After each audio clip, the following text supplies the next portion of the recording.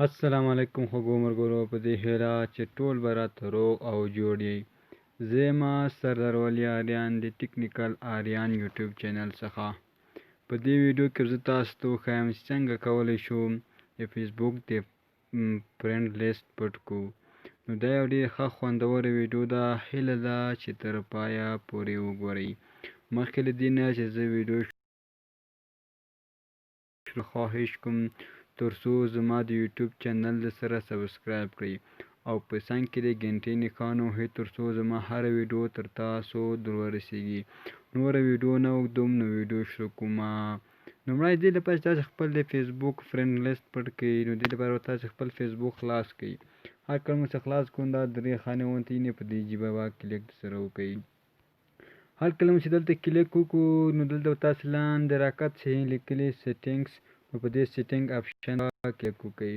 هر کله مو چې سیټینګ ووهه نو دلته به لاندې راکات شي لیکلي پرایوسي سیټینګس، نو په دې باندې تاسو کلیک وکړئ. هر کله مو چې لیکلي هو کان سینډ یو فرینډ ریکویسټ، دا خو نه د بخښنې سره دا دی هو کان سی یور فرینډ لیست، نو تاسو به په دغه اپشن باندې کلیک وکړئ. هر کله مو چې دا ووهئ نو داسې یو انټرفیس به تاسو ته راواوړي. لومړی پابلیک، دا په دې معنا ده چې تاسو ملګري به ټول خلک ویني. دوهم فرینډس، نو په دې به تاسو کله کلیک وکړئ نو داسې یو صفحه به تاسو ته راواوړي. صبر کوو، بخښنې سره ملګرو اشتباه وشوه. نو دلته به تاسو راکات شي، دلته خاص به تاسو ملګري فیسبوک چې کوم سره ملګري نو د فرینډس کې به تاسو ته ښکاري. او بل په دې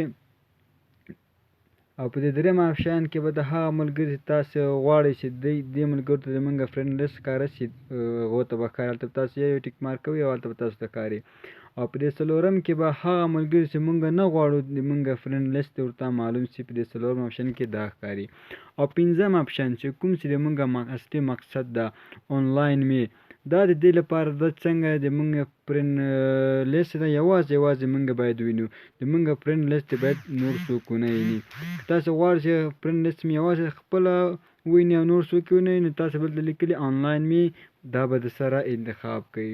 هر کله مو چې دا انتخاب کړو نو تاسو فرینډ لیست به څه ده یوازې تاسو ته ښکاري، نور به هیڅ چا ته تاسو فرینډ لیست نه ښکاري.